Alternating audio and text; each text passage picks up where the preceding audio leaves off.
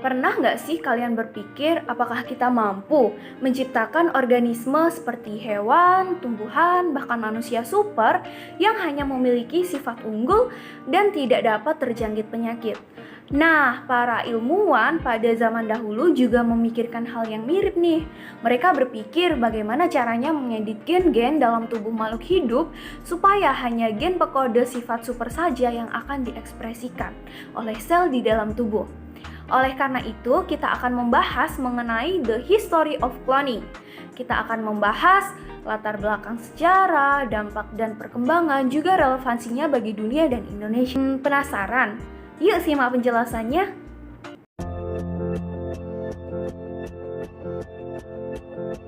Sumber utama pada bincang-bincang kali ini adalah Bapak Abdul Hebrahim yang menulis buku tentang cloning, eutanasia, transfusi darah, transplantasi organ, dan eksperimen pada hewan.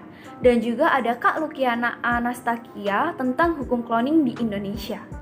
Sebelumnya, apa sih yang melatar belakangi adanya cloning? Cloning dilatar belakangi oleh adanya penurunan kualitas makhluk hidup, seperti contoh adanya penyakit yang menyerang hewan dan tumbuhan dan menurunkan kualitas hidup. Kemudian adanya perkembangan ilmu pengetahuan, salah satunya dalam bidang rekayasa genetika. Rekayasa genetika adalah upaya memanipulasi gen organisme melalui kegiatan memilih, memasukkan, atau juga memindahkan masing-masing gen di dalam sel. Cloning diklaim dapat digunakan untuk mengembalikan spesies hewan dan tumbuhan yang telah punah atau terancam punah dengan membuat salinan gen asalkan genetik atau DNA-nya diketahui. Contohnya adalah ide untuk mengembalikan mamut. Cloning adalah proses reproduksi aseksual di mana organisme dibuat dengan cara menyalin materi genetik dari organisme yang sudah ada sebelumnya. Melalui cloning dapat terjadi perkawinan secara aseksual. Cloning diciptakan bertujuan untuk mendapatkan makhluk hidup yang lebih baik. Pada awalnya, teknologi cloning ini berhasil diterapkan di dalam tanaman, kemudian kesuksesannya berlanjut pada hewan. Sejarah cloning tahun 1855 ketika ahli embriologi Prancis Jacques Loop melakukan eksperimen pada katak dengan mengubah kondisi lingkungannya untuk memicu pembelahan sel yang tidak normal. Kemudian berlanjut pada tahun 1902, ahli zoologi Inggris Hans Spemann berhasil melakukan cloning pada embrio katak dan melanjutkan dari penelitian sebelumnya menjadi dua bagian yang setiap bagiannya dapat berkembang menjadi katak yang lengkap. Nah, pada tahun 1950-an, Steve Ward berhasil melakukan suatu cloning pada tanaman wortel.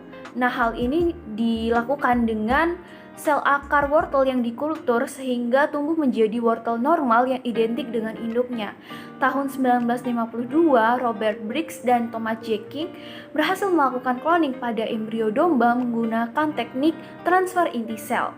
Nah, kemudian dilanjutkan oleh John Gurdon pada 1970-an dengan melakukan percobaan terhadap katak dengan transplantasi nukleus ke dalam telur katak yang dinukleasi.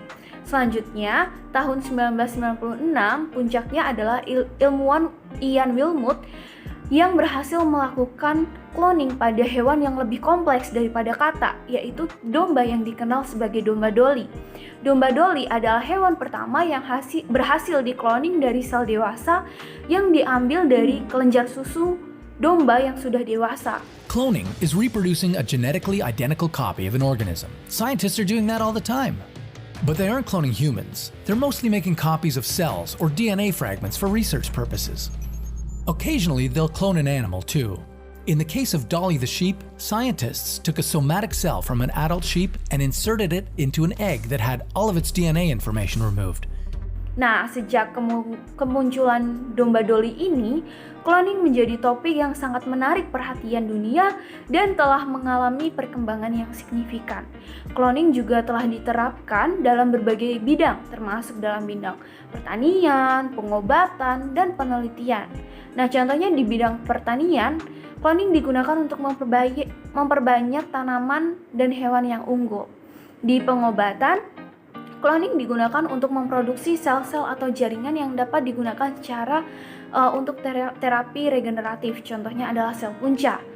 Selain itu, cloning juga digunakan dalam penelitian untuk mempelajari aspek biologi dan genetika pada saat itu. Nah, sekelompok ilmuwan di Cina baru-baru ini mereka telah berhasil mengkloning 3 anakan sapi super. Nah, disebut sapi super karena setelah dewasa nantinya, sapi ini diklaim untuk menghasilkan susu 50% lebih banyak daripada rata-rata sapi di Amerika Serikat. Eksperimen cloning ini dimulai tahun lalu di Northwest University di Cina. Nah, para ilmuwan ini mengambil sampel jaringan dari sapi di seluruh Cina dan menggunakan metode transfer nuklir sel somatik untuk membuat embrio yang kemudian ditempatkan dalam sapi pengganti atau sapi indukan. Nah, cloning tumbuhan ini di Indonesia telah dilakukan dalam berbagai aplikasi, contohnya dalam bidang pertanian dan peternakan. Nah, cloning tumbuhan dapat dilakukan dalam berbagai cara, contohnya stek, sambung pucuk, dan kultur jaringan. Kultur jaringan adalah salah satu teknik cloning tumbuhan yang digunakan paling umum di Indonesia, di mana bagian kecil dari tanaman yang diinginkan, contohnya adalah daun, itu ditempatkan di media khusus untuk merangsang pertumbuhan akar dan tunas baru dari organisme yang sudah ada. Cloning tumbuhan dalam bentuk kultur jaringan ini telah banyak diterapkan di Indonesia. Contohnya, seperti yang sudah saya lampirkan adalah kultur jaringan nanas dan juga kultur rekayasa genetika ikan mas di bidang budidaya ikan. Salah satu contoh penerapan cloning di Indonesia adalah untuk memperbanyak tanaman unggul yang menghasilkan buah dengan kualitas yang lebih baik. Contohnya hanya dipilih buah yang memiliki rasa manis. Metode ini mengharuskan klon tanaman yang identik dengan induknya.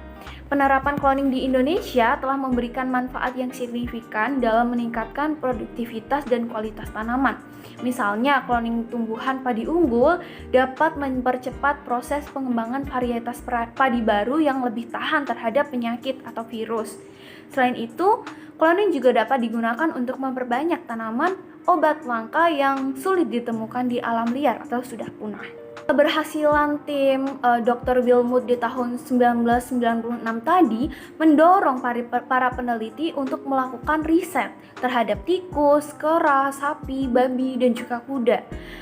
Akibatnya adalah sampai akhirnya timbul pikiran, mengapa kita tidak mencoba mengkloning makhluk paling sempurna, yaitu manusia? Cloning manusia diklaim menjadi salah satu cara untuk memberantas penyakit yang dihasilkan oleh adanya mutasi genetik. Meskipun cloning telah mengalami perkembangan yang signifikan dan telah memberikan banyak manfaat, penggunaannya masih dipertanyakan karena masalah etis dan moral yang terkait dengan keamanan dan perlindungan oleh keanekaragaman hayati. Oleh karena itu, perlu adanya pengawasan dan regulasi yang ketat terhadap penggunaan cloning. Nah, hingga pada akhirnya dunia sains dikejutkan dengan adanya pernyataan bahwa proyek Clonate dari sekte Raelian berhasil melahirkan bayi pertama hasil cloning pada Desember 2002. Bayi perempuan yang lahir ini diberi nama Eve dan dilahirkan melalui operasi sesar dengan teknik cloning somatic cell nuclear transfer yang digunakan sama ketika mengkloning domba Dolly. Seiring berkembangnya pemikiran manusia dan juga teknologi yang memadai, metode cloning tidak lagi mempergunakan sel sperma dan juga sel telur, tetapi menggunakan sel telur dan sel somatik atau sel tubuh. Dengan demikian, nantinya seorang anak dapat lahir ke dunia tanpa memerlukan sel sperma ayah. Lebih dalam lagi, tidak menutup kemungkinan akan ada dampak lahir anak dari perkawinan sejenis karena hanya sel telur yang dibutuhkan dan tidak membutuhkan sel sperma. Sel telur tersebut bisa dititipkan dalam rahim wanita yang merupakan ibu pengganti atau surrogate mother. Nah, hal ini juga memiliki dampak yang signifikan, yaitu bisa saja terjadi pendukungan LGBT di Indonesia atau di dunia. Nah, cloning ini secara eksplisit tidak diatur di dalam ketentuan peraturan perundang-undangan di Indonesia. Akan tetapi dikarenakan cloning merupakan metode prokreasi tanpa melalui proses seksual atau melalui aseksual, maka hal tersebut katakan memiliki kesamaan, yaitu memiliki upaya kehamilan di luar cara alamiah.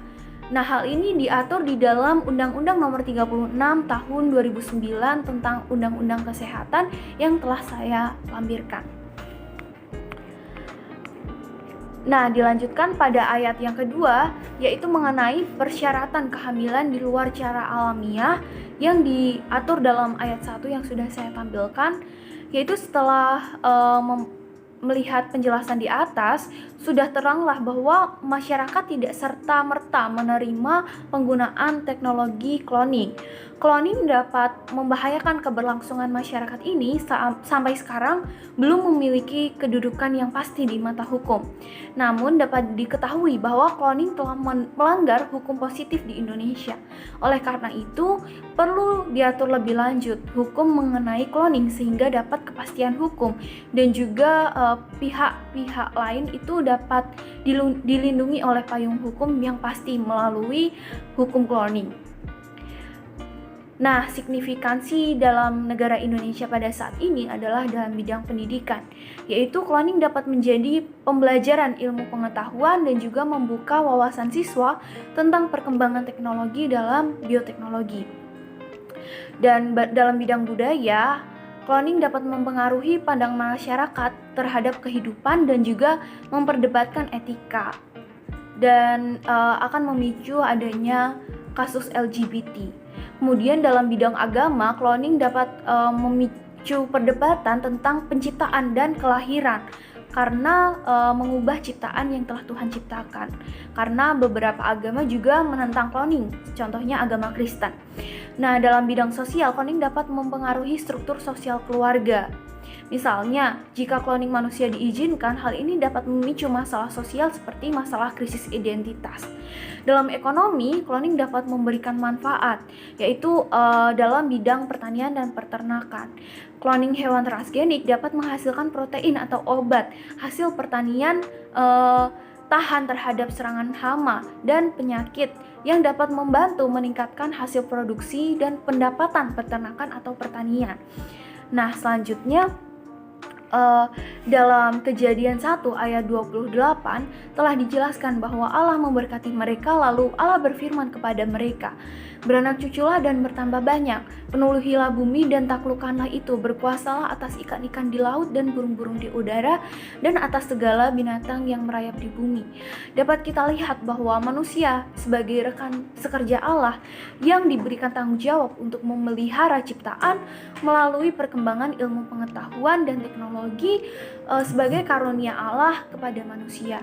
Nah, dalam hal ini manusia tidak sebaiknya untuk menentang Allah dengan cara melakukan penciptaan sendiri yang menentang natur penciptaan dari Allah, karena manusia itu diciptakan dari Allah bukan dari teknologi. Nah, sejalan dengan hal demikian, Paul Ramsey memberikan pernyataan, yaitu teknologi rekayasa genetika tidaklah patut apabila akhirnya digunakan untuk mempermainkan Allah. Dan Donald Bruce menyatakan bahwa teknologi adalah anugerah Allah, maka teknologi adalah bagian cara kita untuk mengembangkan ciptaan Allah, bukan untuk menciptakan sesuatu yang baru, contohnya menciptakan manusia tanpa bantuan Allah, tanpa ciptaan Allah gitu. Strobel menyatakan bahwa pengetahuan dan teknologi merupakan ciptaan Allah, sehingga rekayasa genetika bukanlah usaha untuk mengambil alih peran Allah, namun merupakan upaya untuk memenuhi mandat Allah untuk mencari dan mengenal Allah dan juga sesama.